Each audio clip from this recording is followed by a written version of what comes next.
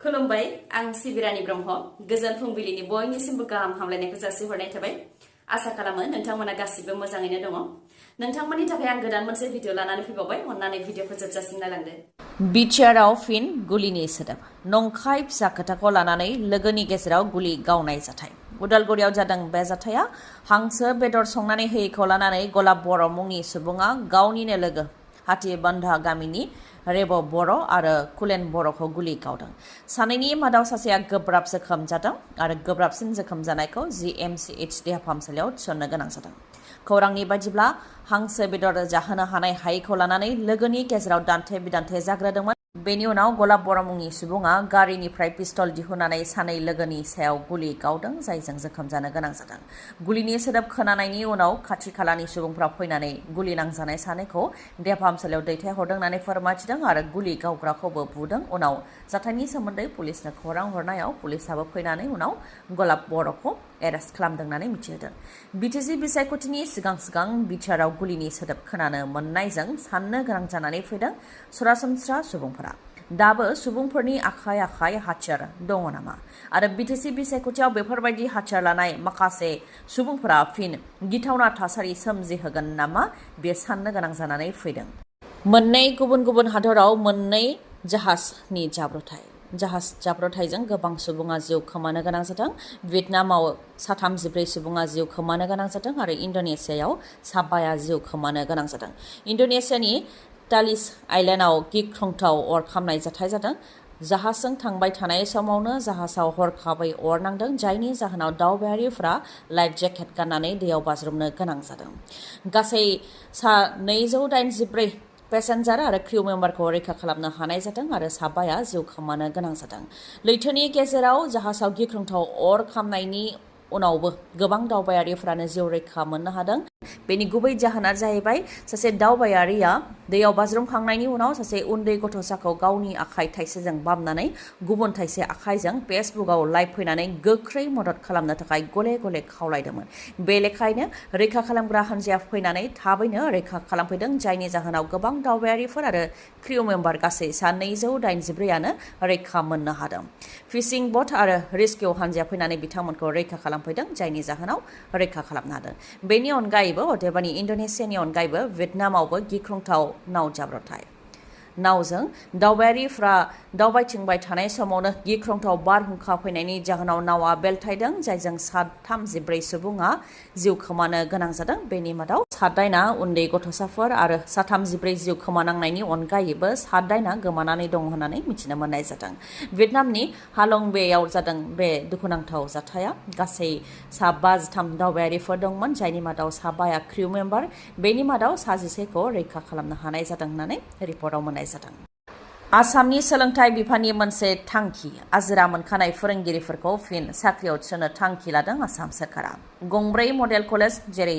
मंगलदैनि government model women college चिरांनि government model degree college लाहरिघाटनि government model degree college आरो सनितपुरनि बरसलायाव थानाय गभर्नमेन्ट मडेल डिग्री कलेजनिसिम joint director of higher education आसामनिफ्राय लाइजाम हरदों लाइजामनि गेजेरजों बेफोर कलेजफोराव मोनफ्रोमबो बिफानाव सानैयै आजिरा मोनखानाय फोरोंगिरिफोरखौ थिसननो बिथोन हरदों जायनाखि 1 आगस्ट 2025निफ्राय फोरोंथाय होनाया जागोन बेनिखायनो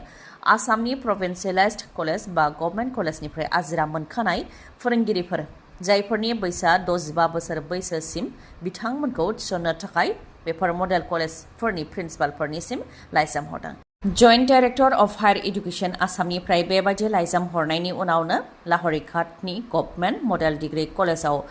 आजिरा मोननाय फोरोंगिरिफोरखौ थिसनथाय होनो थाखाय फोसावदों आरो 1 लाख रां दानबान्था होनो थाखायबो मख'दों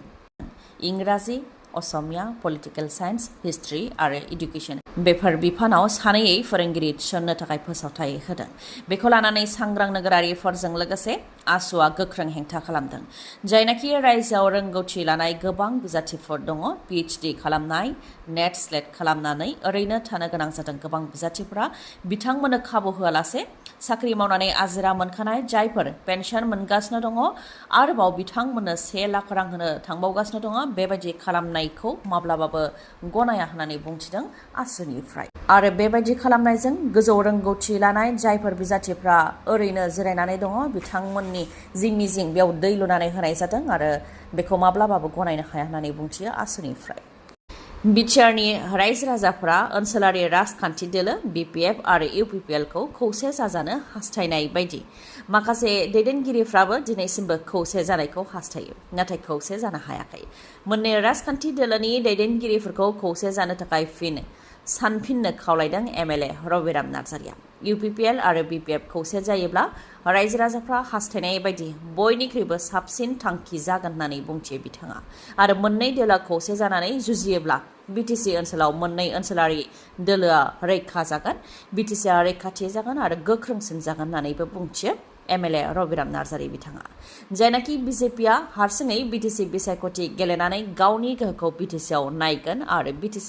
दखल खालामनायनि थांखिजों आगान सुरगासिनो दङ। बे बेलायावबो बिथाङा फोरमायथियो दि BJPनि थाखाय BTC दखल खालामनाया गोरलै नङा। नेशनेल पार्टिया हाबफैयोब्ला मा जेंना जायो बेखौ BTCनि रायजो राजाया बुजिगौ। बेनि अनगायैबो BTCआव हिन्दु, मुस्लिम, गुबुन गुबुन धोरोम आरो गुबुन गुबुन हारिनि सुबुंफोर थायो। मोनसेल' थाखोनि सुबुङा BJPखौ गनायोब्ला जानाय नङा, गासैजोंबो गनायजानाय जानो नांगोन। नाथाय BJPआ BTCआव गासैबो धोरोम आरो हारिनि सुबुंजों आबुङै गनायजानाय जायाखै होननानै बुंथियो बिथाङा। बाक्सायाव मानसि बुथारनाय जाथाय, फिसाज्लानि आखायाव जिउ खोमानो गोनां जाबाय दाय गैयै सासे बिफाया। बाक्सानि आमबारियाव पानिराम रामसियारिया गावनि बिफाखौनो बुथारदों। लाबायना रामसियारिया फिसाज्ला पानिराम रामसियारिनि आखायाव जिउ खोमानो गोनां जादों। बाक्सानि आमबारियाव जादों बे जाथाया। उन्दुफुबाय थानाय समावनो गोबौ हाथियारजों पानिराम रामसियारिया बिफाया लाबायना रामसियारिनि सायाव गाग्लोबदों आरो बुथारदों। फोरमायथिनाय बायदिब्ला न'आव रावबो गैयैखौ खाबु लानानै पानिराम रामसियारिया बिफाखौ बेबायदि खालामदों। आरो पानिराम रामसियारिया जौ लोंग्राखामोन आरो जौ लोंनानै गोलाव समनिफ्रायनो बिफाखौ हाराहास्ति खालामबोबाय थादोंमोन होननानै मिथिनो मोननाय जादों। दा न'आव रावबो गैयैखौ खाबु लानानैनो बिफाखौ सिरियै बुथारदों होननानै मिथिहोदों। पुलिसाबो दा दायनिगिरि पानिराम रामसियारिखौ एरेस्ट खालामबाय। बिदा फंबाय सानैया सासे आइजोखौनो जुलि खालामदों, जाय दासान्दि समाज बिजोङाव जोबोद गोसारनानै दङ। हिमाचल प्रदेशआव जादों बे जाथाया। प्रदीप आरो कपिल नेगी बिदा फंबाय सानैया सुनीता चौहान मुंनि सासे आइजोखौ सानसेयावनो जयैनो जुलि खालामदों। हिमाचल प्रदेशआव थानाय हात्ती हारिनि मोनसे गोदो गोदायनिफ्रायनो सोलिबोनाय हारिमु होननानै फोरमायथिदों आरो बे जुलि लानायाव रावनिबो नारसिननाय गैया, मोजाङै बुजिलायनायनि गेजेरजों जुलि जादों आरो बेयो जोंनि हारिनि गोजाम हारिमु, बेनिखायनो जों गोग्गा होननानै फोरमायथिदों जुलि जागोदान हौवा गोदाना। मुङा प्रदीप आरो कपिल नेगी। प्रदीपआ सरकारि साख्रि मावनाय आरो कपिल नेगीआ गुबुन हादराव साख्रि मावो। दा बिथांमोन बिदा आरो फंबाय सानैया सुनीता चौहानखौ जुलि खालामबाय। थांनाय 2 जुलाइनिफ्राय सानथामनि हाबाफारिजों जुलिया जादोंमोन, जेराव गोबां आलासिफोर फैदों। दामनाय देनाय, खननाय, मोसानाय बायदि हाबाफारिनि गेजेरजों जुलिखौ गाजा गोमजायै खुंफुंनाय जादों, जाय दा समाज बिजोङाव जोबोद गोसारनानै दङ। बर' हारिमु बिथिङाव खामानि मावबोनाय 9 फोरोंगिरिफोरनो दुलाराय बर' हारिमु आफादनिफ्राय अस्ताद बिमुंजों मान बावदों। 9 फोरोंगिरिफोरनो अस्ताद बिमुंजों मान बावनाय जादों। बिथांमोननि मुङा जाहैबाय फारियै बारलांफा नार्जारि, डक्टर गोमोथाव नार्जारि, उपाबाला मोसाहारि, नीला नार्जारि, दिलीप नार्जारि, राजेन्द्र ब्रह्म, चक्रधर नार्जारि, धीरेन रामसियारि आरो रहेन्द्रनाथ ब्रह्म। गासै 9 फोरोंगिरिफोरनो बर' हारिमु बिथिङाव खामानि मावबोनायनि थाखाय दुलाराय बर' हारिमु आफादनिफ्राय अस्ताद बिमुंजों मान बावदों। BTRनि अट' सालायग्रा आरो बेटारि रिक्सा बा ई-रिक्सा सालायग्राफोरनि थाखाय गोजोनथाव खौरां। 10 लाख रांनि डेथ इन्सुरेन्स खालामनानै होनो थाखाय रादाय होदों BTR सोरखारनिफ्राय। BTR सोरखारनि अदेबानि प्रमद बर'नि OSD डक्टर सांग्रां ब्रह्मआ चिरां दुवार बियाबनि सिङाव थानाय सान्तिपुराव अट' सालायग्रा आरो ई-रिक्सा सालायग्राफोरखौ लोगो हमदों आरो गुवारै सावरायलायदों, जेराव अट' सालायग्रा आरो बेटारि रिक्सा सालायग्राफोरनो 10 लाख रांनि डेथ इन्सुरेन्स बानायनानै होनो थाखाय रादाय होदों BTR सोरखारनिफ्राय। आरो सोरबाफोर जाब्रबथाय जानानै जोखोम जायोब्ला बेयावबो रां मोननो हागोन होननानै फोरमायथिदों बिथाङा एसोसिएसन दाफुंनायावबो मदद होगोन होननानै फोरमायथिदों आरो इन्सुरेन्सनि थाखाय गिबियाव डकुमेन्ट्स जेरै आधार कार्ड पेन कार्ड आरो गुबुन गुबुन डकुमेन्टफोरखौ नांग्रोनो हागौ होननानैबो फोरमायथिदों आरो चिरां दुवाराव गासै 900नि बांसिन अट' सालायग्रा आरो बेटारि रिक्सा सालायग्रा दङ होननानैबो फोरमायथिदों 10 लाख रांनि डेथ इन्सुरेन्स बानायनानै होनो थाखाय रादाय होदों बिटिआर सरकारनिफ्राय न'खरनि थांनानै थानाय सुबुंफोरा एसेबाबो जाहाथे राहा मोननो हायो बेनि थाखायनो बिटिआर सरकारनिफ्राय बे थांखिखौ लादों होननानै फोरमायथिदों डक्टर सांग्रां ब्रह्मआ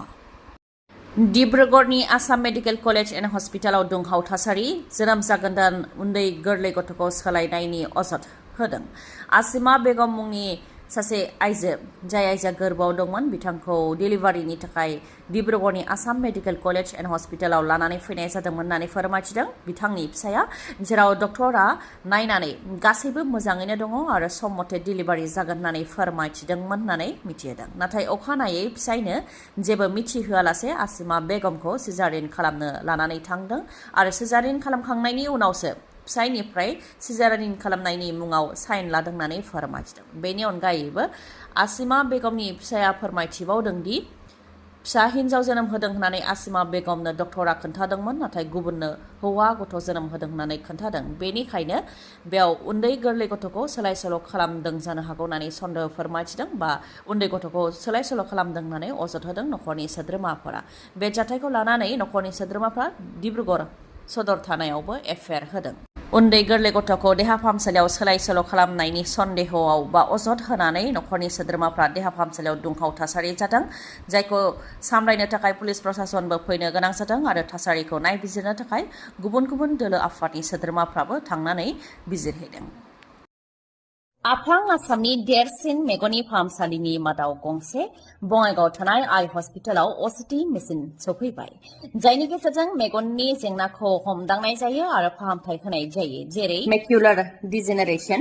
डायबेटिक रेटिनोपैथी ग्लुकोमा आरो मेगन सिंनि दुखु मोननायखौ हमदांनो हानाय जायो आरो फाहामथाय होनाय जायो असिटिनि अनगायैबो गुबुन गुबुन सार्भिसखौबो मोननो हागोन जेरै cornea medical retina glaucoma evaluation oculoplasty pharmacy आरो अप्टिकेलबो दङ बेनि अनगायैबो सानाय गैयालासे सुथेनाय गैयालासे इन्जेक्सन गैयालासे कम्पिउटार पेकनि गेजेरजों केटारेक सार्जारिबो खालामनो हायो आइ हस्पिटालाव डक्टर रुमि दास डक्टर आशराफुल आलम आरो डक्टर मेघाली शर्माखौ नोंथांमोनहा मोननो हागोन डक्टर रुमि दासआ तामिलनाडुनि अरविंद आइ हस्पिटालनिफ्राय फैगोन बिथाङा कर्निया आरो केटारेक स्पेसियलिस्ट MBBS MS अप्थालमोलॉजी आरो टपिकल फेक' सार्जारिनि एक्सपार्ट बिथांजों लोगोसे MBBS MS आइ स्पेसियलिस्ट अप्थालमोलॉजी फेक' सार्जन डक्टर आशराफुल आलम आरो MBBS MS आइ स्पेसियलिस्ट अप्थालमोलॉजी डक्टर मेघाली शर्माखौ मोननो हागोन खम बेसेनावनो नोंथांमोनहा फाहामथाय लानो हागोन थङा जाहैबाय बङाइगावनि लवार आसाम हस्पिटालनि उल्था दिगाव थानाय बास स्टेन्डनि साखाथियाव कन्टेक्ट नाम्बारा 6900949900 दिनैनि भिडिअआ एसेनोसै गाबोन फिन लोगो मोनफिनबावगोन नोंथाङा जुदि आंनि भिडिअखौ मोजां मोनदोंबा लाइक कमेन्ट आरो शेयार खालामनो दाबाव गोजोन्थों